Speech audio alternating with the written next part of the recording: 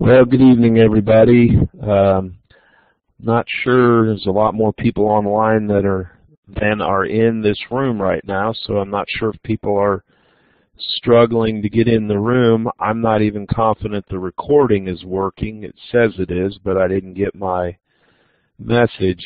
Such a frustration on this technology. I've tried several different products to do these kind of classes, and it seems inevitable that a small percentage of students seem to struggle every time I have a class. But anyway, those of you that are here, can you hear me? Can you see me? And can you see a PowerPoint slide? So there should be three items for you to, and the sound apparently is survivable.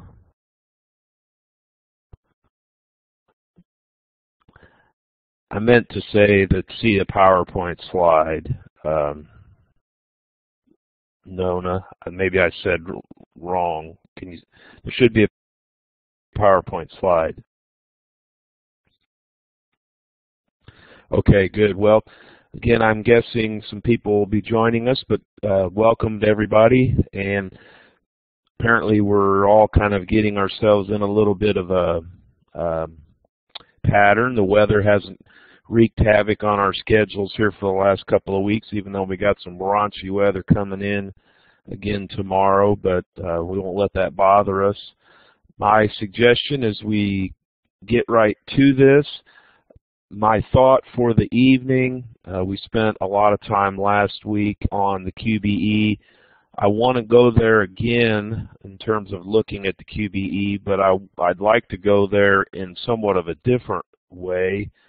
Rather than being so consumed or focused on the calculations and completing our simulation, I'd like us to think about looking at the concepts that are behind the numbers and what's behind the calculations, look at some of those concepts with a critical eye to analyze the QBE kind of in a different way. I know you're interested in getting your simulation done and getting your calculations correct, but let's not lose sight of the big picture here, the themes and the concepts that are behind the actual calculations. So we'll start off looking at some themes that I hope are evident to you. We've been together for a couple of months now, so we should be on the same page on the themes.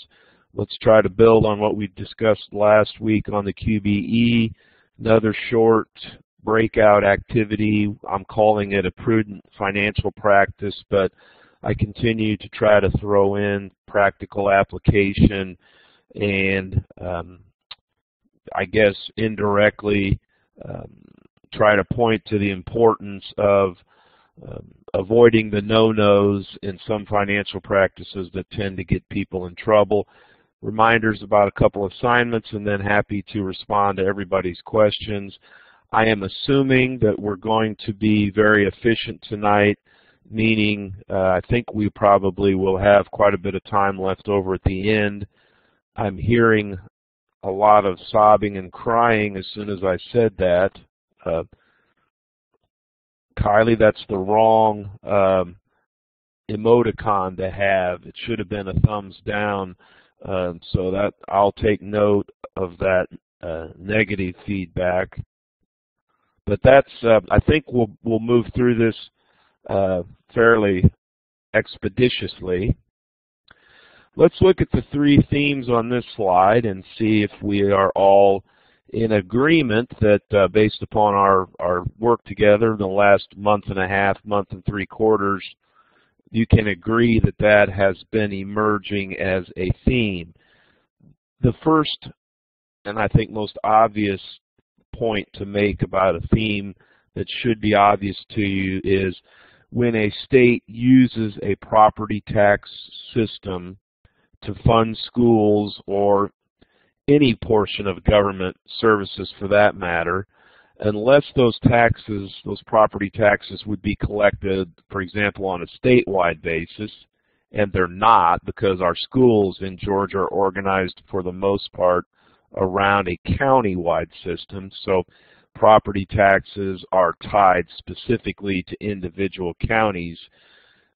The inevitability of having disparities, there's really nothing that can be done about that. That's just a reality of, in a free country where people can live where they choose to live, we're going to have some areas of the state that are more developed than other areas. Some areas of the state are more attuned to agriculture. Other areas on the coast might be tourism.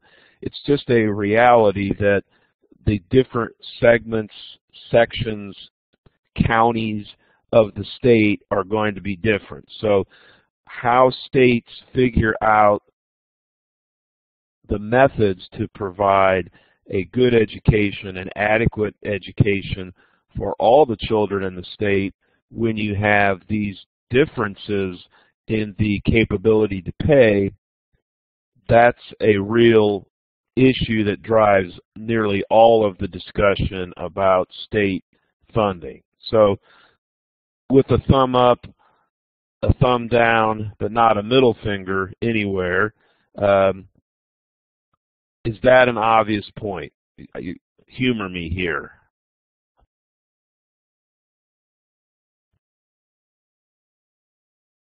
I only got 2 humors out of that? Wow, okay.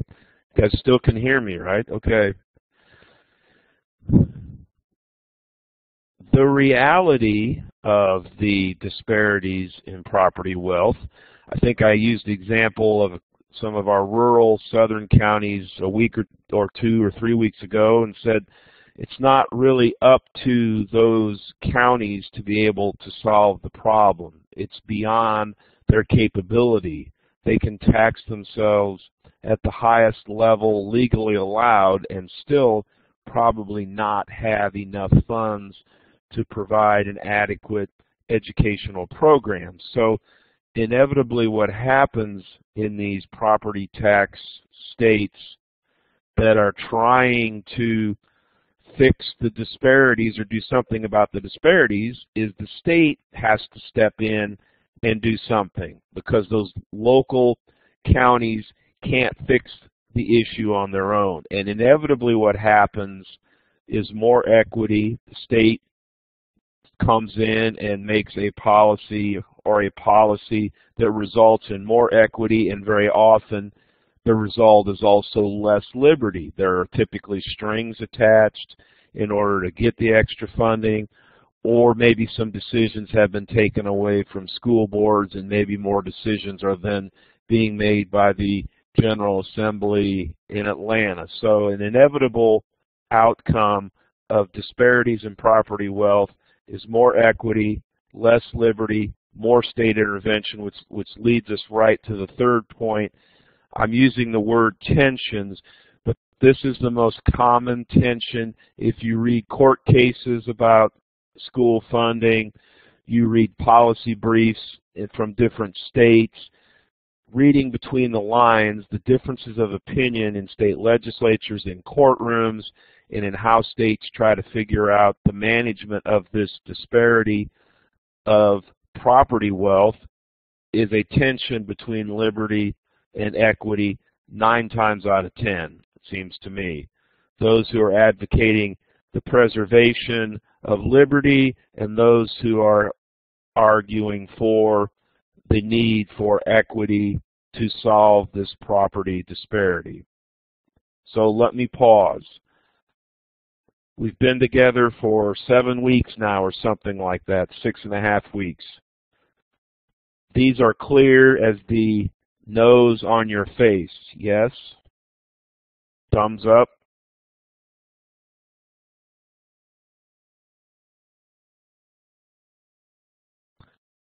It is kind of hard to see the nose on your face, isn't it? 2 more themes. Let's see if these are clear as mud. After we did some work last week on the QBE, we had one slide, and I have it again tonight, slightly modified. But one of the things, if you can recall from last week, is that we have the basic funding part of the QBE. That's the part where we have, let me just go to it. I'll flip around. You guys like it when I do that. Makes it seem like it's a movie or something. This is an example of vertical equity.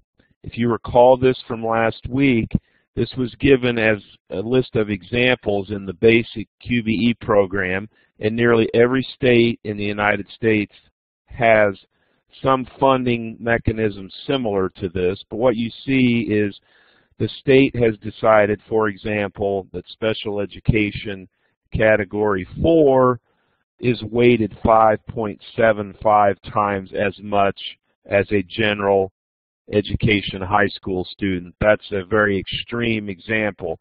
The category 4 is the highest funded category, and the high school basic program is the lowest funded category. So we have the two extremes here. But this is an example of our vertical equity.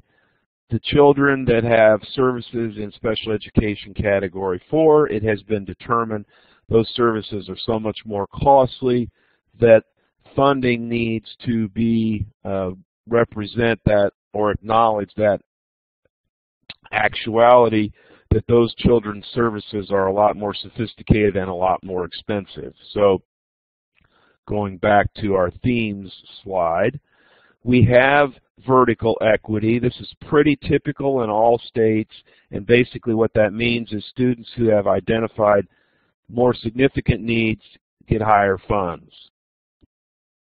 I'm assuming, I shouldn't assume, but I'm assuming that's a thumbs up, and that's a big aspect of the Georgia QBE is the vertical equity of the basic program that funds students that are in certain categories more than students who are in other categories. You might want to argue about which categories should be funded at which amounts. You might want to argue for additional categories. You might say that special ed category 4 shouldn't be given that much. Maybe you should argue, we want to argue there should be more given for kindergarten. We can have those kind of discussions, thinking what's behind the QBE, but basically the point for us right now is we do have vertical equity. We had a discussion that I need to post your scores for that. I haven't done that yet. We had a discussion about prioritization. I'm not sure if the class reached consensus, but these are my comments based upon 27 years of experience teaching this class a few times, and I'm saying this tongue-in-cheek. But one of the things that usually emerges when you discuss with educators about educational funding, they usually agree on three things. They want more funding for education overall, they want higher salaries, and they want lower class size. But after you get away from those three areas of consensus, in my experience, it's been very difficult to see educators even agreeing on what monies should be spent on which strategies and interventions.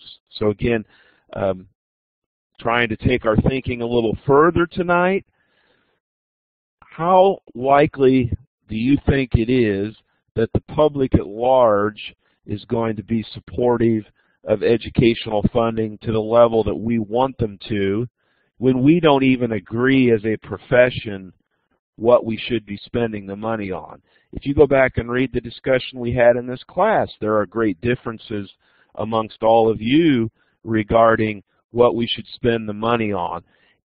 I think it just simply, I'm pointing out, I think it makes it even more difficult to convince a typical taxpayer or a person in the community, you see at the grocery store, at the gas station, when every educator seems to have a different opinion about what money should be spent on and what works and what doesn't work. That's really confusing just generally, and certainly is confusing to the public at large, and I think clearly undermines what the public thinks of us and what the public thinks about our ability to articulate what the true needs of education are. So I'm just pointing out, I think we really hurt ourselves as a profession by being unable to really agree on what ought to be funded. But this also probably is evidence of how complicated student learning is.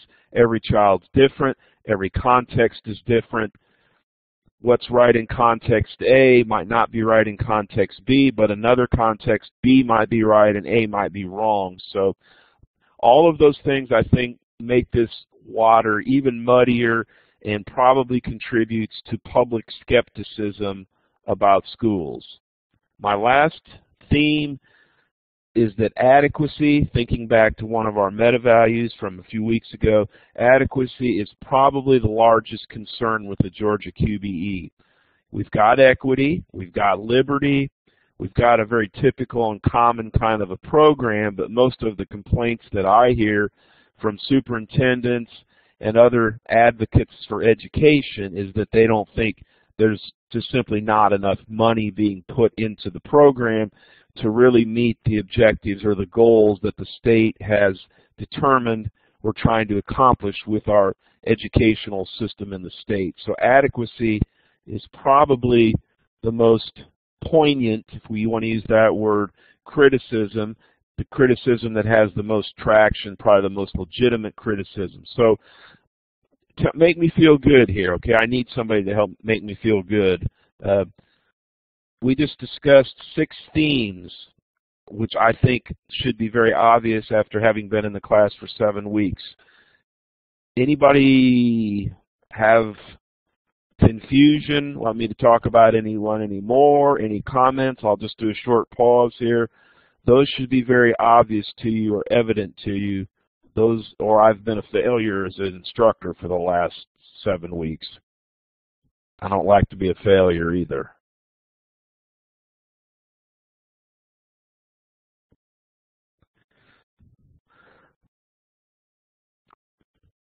Clear as day. Andrea, it was pretty cloudy today, so I'm hoping that bad joke. Let's move on, okay? Appreciate the comments. You've seen, thanks Andrea, you've seen this slide ad nauseum. You don't want to see it again. I just wanted to point out one thing about, well, 2 things. Instead of worrying about the calculation, now let's look at the same slide a different way. The tax rate for schools, this would be the property tax rate, is determined by whom? You can type your answer on that. That's a fill-in-the-blank question. The tax rate for school systems is determined by whom? Thank you. Elizabeth was first on that, and everybody else is following. Those are local decisions, so we can look at this as an exemplar of liberty. Now, I wanted to point something else out about the Tax Digest. Remember, the Tax Digest is in that school system area, which in most of Georgia is a county. The property that gets taxed is real property. That's like ground and buildings. And there's also a long list of personal property like automobiles, boats, trailers, airplanes, a long list of personal property that's also taxed. But I wanted to point out also, indirectly, the Tax Digest is a socioeconomic indicator. I mean, let's put 3 variables together here. Low education level usually equates with less income potential, which, third point, typically equates to a lower tax digest. So it's like there's really 3 things that we can think about when we're thinking about that Tax Digest. Areas, let me flip the question, areas with a lot of highly educated people. High education generally means higher income potential, generally means higher tax digest. Let me say the opposite again.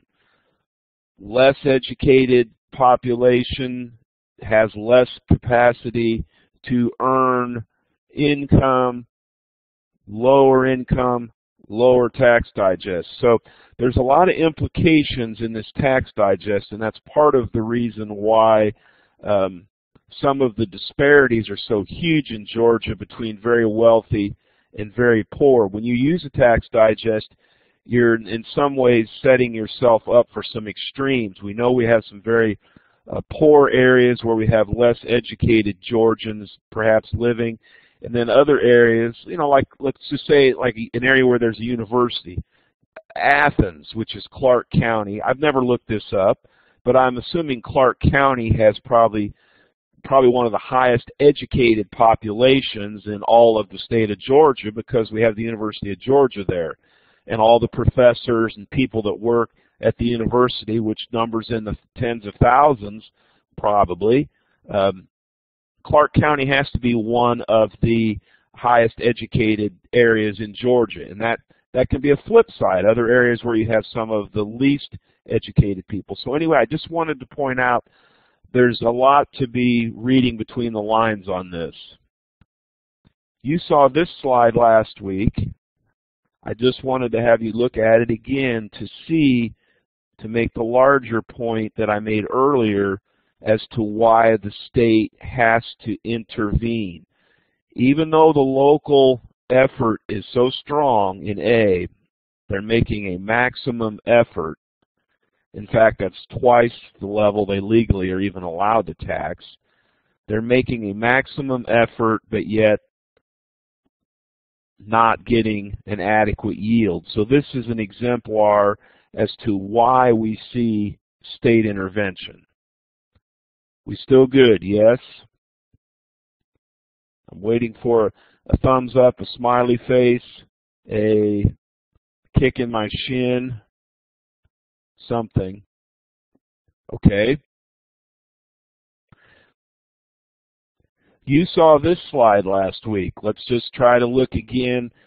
Last week we were more concerned with how do we do the calculations on the QBE. Tonight we're more concerned with what are the concepts behind the numbers, behind the program. But just as a review, there are two main parts to the QBE. There's the base program, there's the equalization program. The base program in Georgia is very similar to what you would see in almost all of the states in the United States. And it looks something like this, where you get a base amount of money for a kid, and then you get extra monies added to kids that are in different programs receiving different services part of the day. And as I already mentioned 10 minutes ago, the greatest disparity we have in the QBE is you get, use this as an example, this is not exactly what it is, but you get the equivalent of $1 for a high school student and $5.75 for a special ed category 4 student. That's the disparity you see in terms of weights. So we have a base program that looks pretty similar, and as we worked through last week, basically you need to figure out, using 6 segments as the guide, each child is counted in 6 segments, so an FTE equals 6 segments. And as you learned, as you are learning, as you're working through the exercise, the QBE exercise, kids can be different kinds of segments. They can be general ed, they can be gifted ed, they can be vocational ed. That's the base program. That's where a large portion of our money comes from. Then we have the equalization program that's really designed to address this problem we've been talking about of the areas of the state that are poorer. And as we talked about last week and tried to demonstrate, it is an equity program. It's an equalizing program. In Georgia, it's up to the local school board still what the tax rate is. And I'm going to point something out to you on the next slide. I'll wait. But we know the state has established a foundation amount. That's why we call this a foundation program. Here's a question that requires a typed answer, scholars. Okay, scholars. What is the foundation amount for Georgia? What is that amount that's been established? Thank you, Elizabeth. She's quick to the draw. It is the 75th percentile, in other words, the ranking system of the richest to poorest systems in the state. Let's keep trucking on here. Most of you who've already turned in the QBE exercise, I'm really pleased you've been able to figure out this equalization portion. Some of you haven't gotten there yet, and we've looked at the formula, I think, 2 times previously. Again, tonight we're trying to get behind the formula and behind the calculations, but just to remind ourselves of the formula, you need a tax digest, which you multiply by 1 mil. That allows you to compare apples to apples. If you multiply everybody by the same metric, then you are honestly able to see who's got more or who's got less, and then you divide by how many kids you've got. That's the Georgia formula for wealth. The things that are really important in terms of wealth are tax digest and FTE. So let's get behind the numbers here a little bit. Forget the calculation. Put the calculation out of your mind. The state could use a number of metrics. There are a lot of things that could be involved in this formula, and that's some of the differences from state to state on what they count and what they don't count in determining wealth. Georgia has decided to use a tax digest and how many kids you have as the 2 metrics that determine who deserves the extra state equalization funding.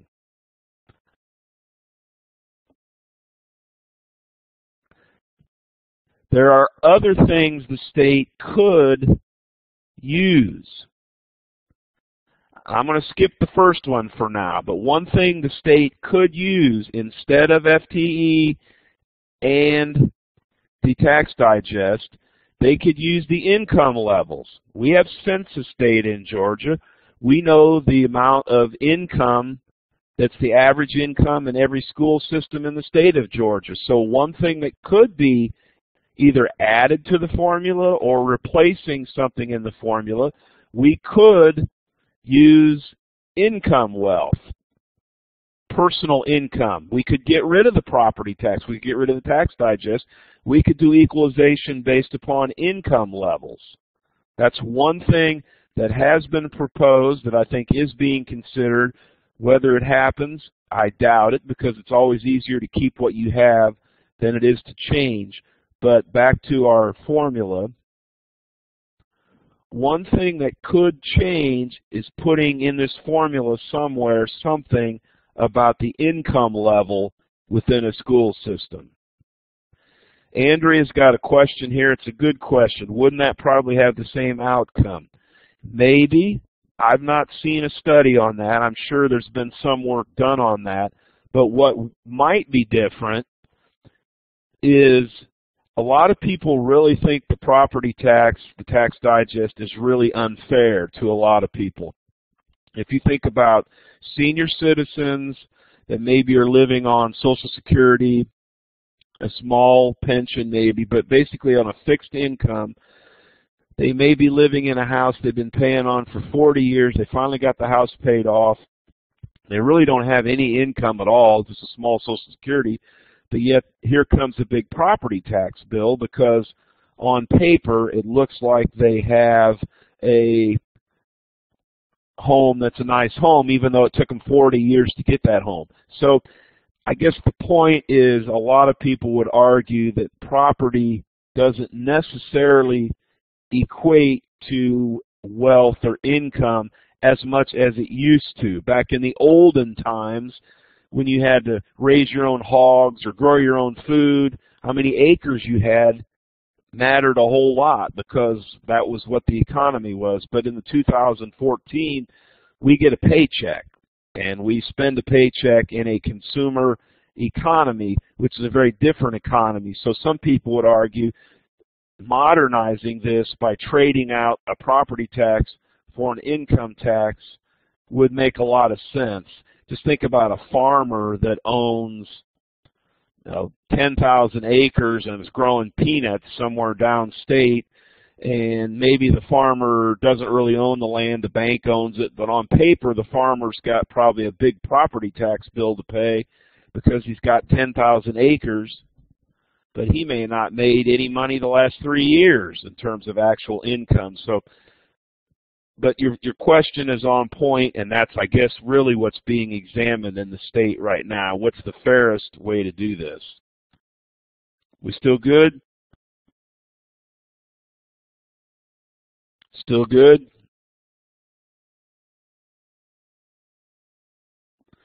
I'm waiting for somebody to take me to task here on something. You saw this slide last week. I want to point out two things I didn't point out last week. Look where the state average is. The state average is above the foundation amount. I want to point one other thing out. You get extra state equalization funding on mills 6 through 20. So if you're taxing 15 mills, the state will give you extra money per kid per mill on mills 6 through 15. What the state is hoping by equalizing up to 20 mills is they will encourage some of the local school boards to tax higher in order to get more state money. If Meriwether County will raise their millage rate from whatever it is now, probably 17 mills, Gene probably knows what it is, I think it's probably, I'm guessing 17 mills, something like that. If they would increase that property tax rate, if the local school board would increase it, not only would they get more local money, the state is willing to give them more state money on mills 18, 19, and 20. So the formula is designed in some ways, in many ways, to encourage the local school boards to tax higher at the local level in order to get more state money. So this was not discussed last week, but this point should be bothering you. I'm waiting for somebody to gasp for air out there in Cyberland here. Look at this again. This is a big deal. Big deal, people. You get my ink back where I want it here. Didn't work. I'm trying to use too many tools here.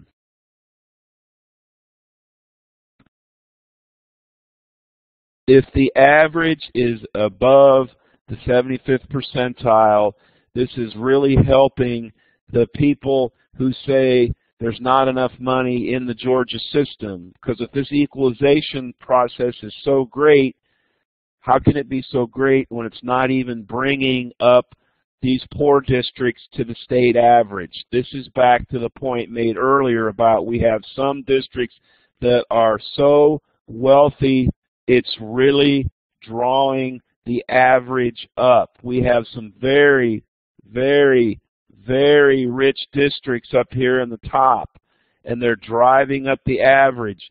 And they have such an advantage over these other folks down here. And what seems like the state is really bringing everybody up to a high number, 75th percentile, they're not even bringing everybody up to the state average. So the equalization amount is not even bringing the poor districts up to the state average per mill, per kid. So yes, we have equalization. Yes, it helps the poorer districts, but the sad reality is the 75th percentile is below the state average. So Fulton County, Cobb County, Rabun County, all the rich ones up here are still at a huge advantage over the rest of the state. That's the point. That's a significant point. I see a couple of comments here. Let me see if I can try to respond to them. Oh, it is 17, Gene. Okay, well, I was guessing it'd be about that. Shelley says, how did the austerity cuts come into play with the QBE? That means even though the state has promised, using this slide as an example, even though the state has promised to bring everybody up to the 75th percentile, because of austerity cuts, they're not even able to do that most years. Now, this year the governor made a point to put more money into this program, so maybe this year they'll actually fund what they're supposed to. But the reality is many times you don't get what you're supposed to get. You end up somewhere below the 75th percentile. There's not really anything you can do about it. Pammy says, I'm confused. So you can tax at 16 mils and Georgia would give you extra money. Why? That's the equalization portion. I'm not sure if you were in that earlier part of our discussion tonight, but essentially the extra money comes from the recognition that the people at the top have a lot of advantages. It goes back to our favorite slide again. It goes back to this. They get extra money. Darn it. The poor systems get extra money to try to solve this problem. This is the way we're trying to solve this problem.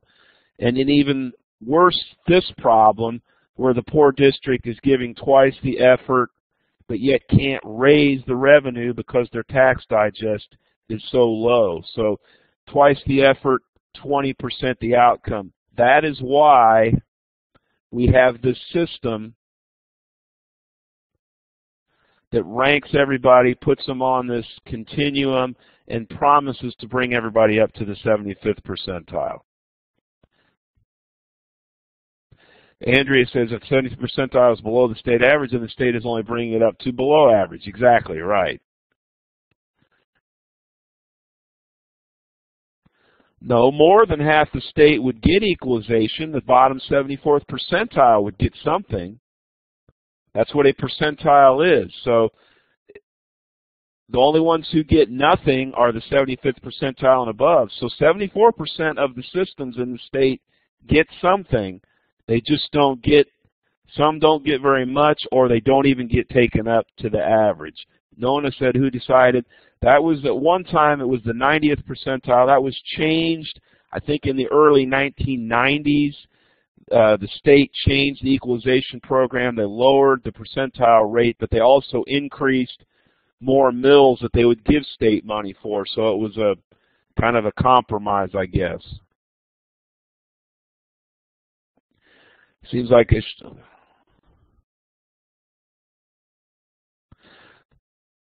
Well, Pammy's comment about the Gwinnett County benefiting. Let's go back to our formula again, and you'll see quickly, why does Gwinnett County benefit? Ding, ding, ding, ding, ding, ding, ding. There's two components to the formula. It's the tax digest and the FTE.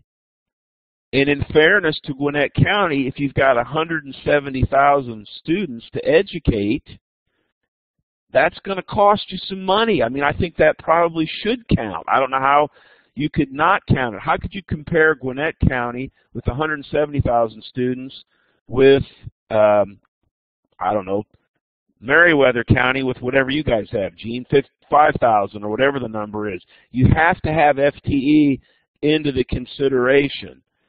But the other thing to say, I think there is, and I think some of you are in Gwinnett County, you can probably speak to this, I think there's a myth, somewhat of a myth about the demographics of Gwinnett County. I don't think it's as affluent in its totality as people think it is. Certainly there are some areas that are very well-to-do, but I think there's a myth that that tax digest is something that it's not. So it's not Cobb County, and it's not Fulton County. It's not even close. They have a lot more at-risk population. But anyway, it is what it is, and all this is being looked at, and maybe in the future I'll be teaching it a different way because we change it, but I'm not holding my breath that it's going to change. So just to try to bring this to a, and I think Jennifer's comment, sorry, she just typed, I think is on point.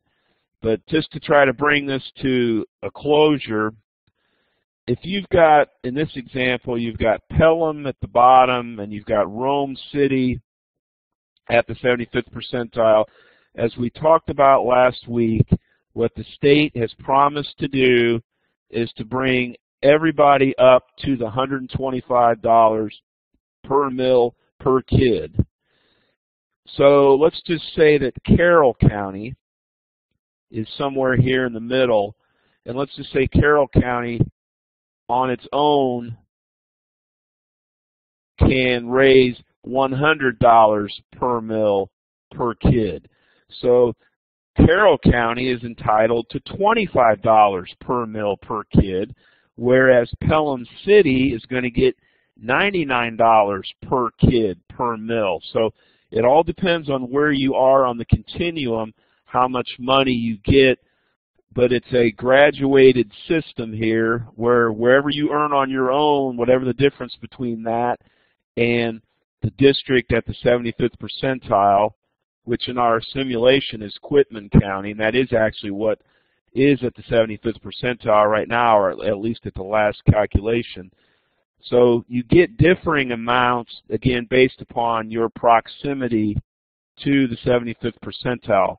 That's why I said some districts that maybe can raise $124 per mill, I mean, they're only going to get $1 per mill per kid, and then Pelham's getting 99. So it is a graduated system. Just to finish the thought here, I know all this stuff is being looked at. It's been looked at many times because Georgia's had this funding system since 1985. And there does seem to be an honest effort to take a look at this right now. But one thing that's being considered is should the foundation, which now is at 75%, should it just be changed and put to a fixed definition that whatever the state average is, that'll be the foundation? That sounds fair, right? You're supposed to say yes. Doesn't that sound fair? Just put it at the state average? Is that fair?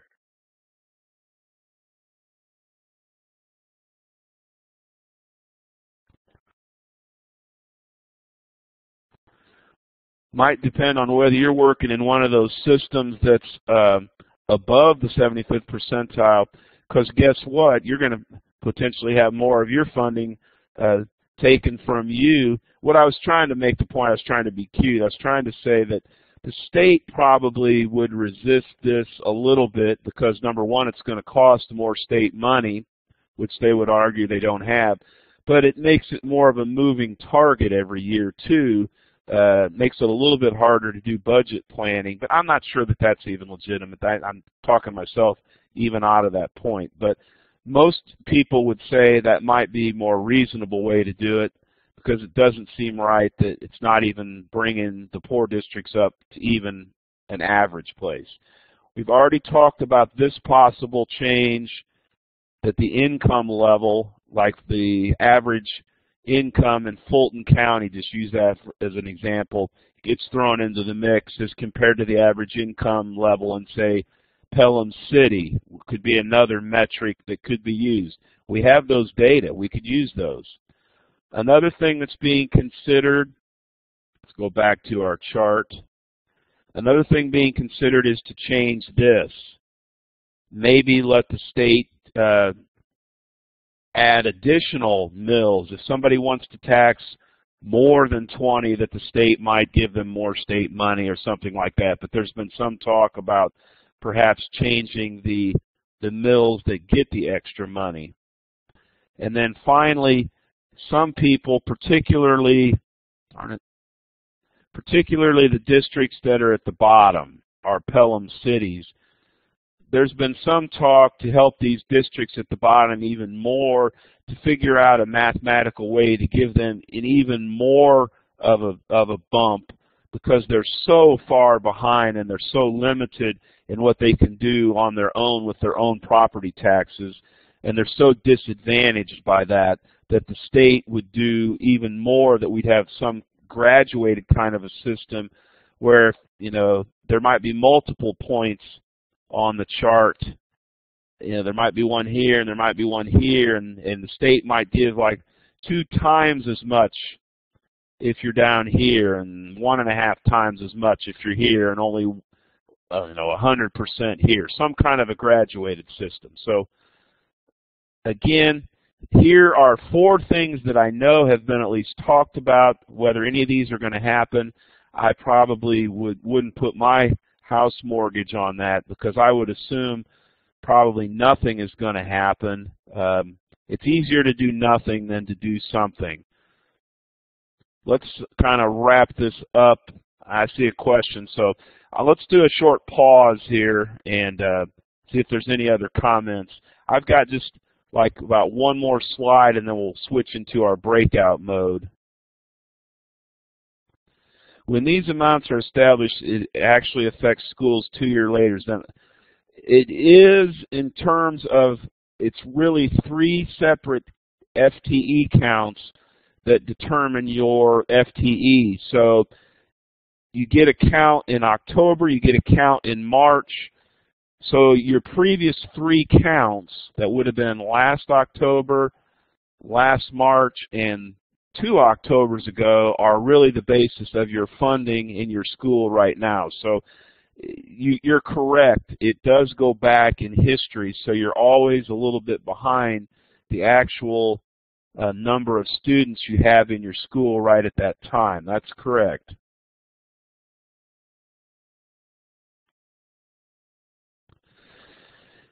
Well, Megan's comment certainly mathematically correct, and you do that when you're doing research a lot of times too, is throw the outliers out. But you know, let's talk about Robinhood for just a second here. The people who are advantaged, let me start over again. The districts that are advantaged by this current system are really the ones that are up here. And even though they're not getting any state money, they have such a larger capacity to raise money with their own local property taxes that I'm not sure they even care about getting the extra state money. Fulton County, we'll pick on Fulton County. They are so much wealthier than the rest of the state, almost than the rest of the state. You know, if they throw 20 mils out there in tax, they're bringing in a per pupil amount that's 5, 6, 7, 8, 9, 10 times more than anybody else can raise. So there are certain counties right now that are really advantaged by this current system. And just thinking about the political process, they're not going to be real eager to see a lot of changes because, let's be honest about it, they are advantaged by the current system and they have a lot of political clout. Anybody in the metro Atlanta area is going to be reluctant to see a lot of changes made to this system because those changes are probably going to mean that we have a one-way street of money from Atlanta and the suburban Atlanta area moving in a southward direction to southern Georgia because that's the poor part of the state. So when you think about the political process, I mean, these are the kind of arguments that can have Democrats arguing against Democrats and Republicans arguing against Republicans just simply because of some geography and who's positioned at a place that's at an advantage or at a disadvantage. So that's why I would suggest that I'm just not sure a whole lot of anything's going to happen as far as change. But I see a couple more comments, so I'll just read those and comment, and we can move on then.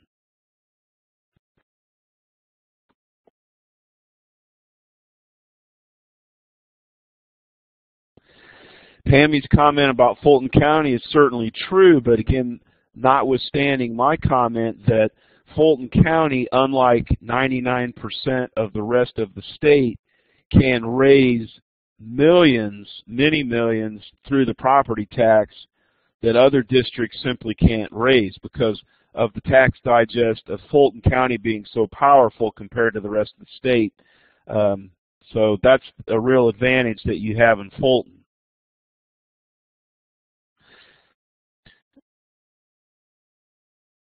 Certainly within Fulton, just by the size of it, there are differences within the county for sure.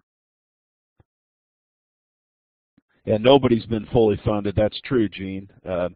In Fulton County's case, I'm sure it's millions of dollars because they've got, what, 90,000 students now. So I mean, that adds up quick. I mean, what do you think Gwinnett County's probably owed with 170,000 students and all the austerity cuts and how those add up. So anyway, I appreciate your commentary, your engagement, your involvement.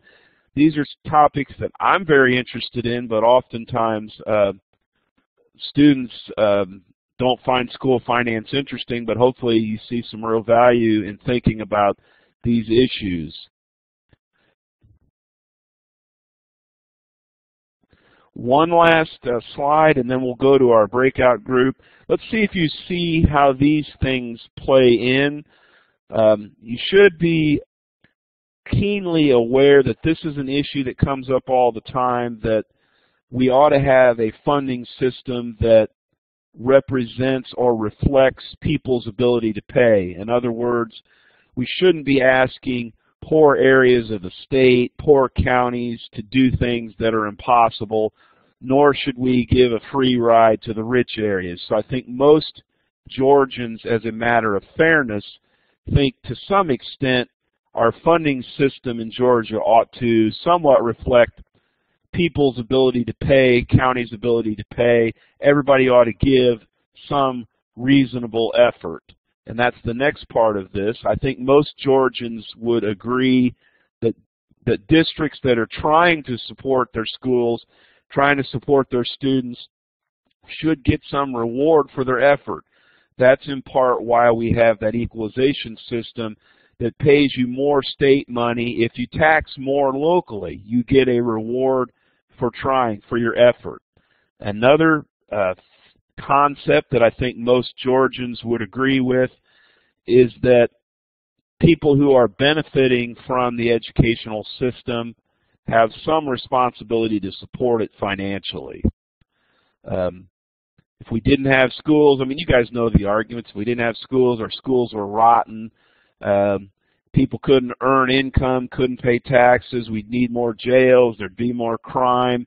You know, this is one thing where we probably don't do a good job selling ourselves to the community at large for all the benefits that education provides to society.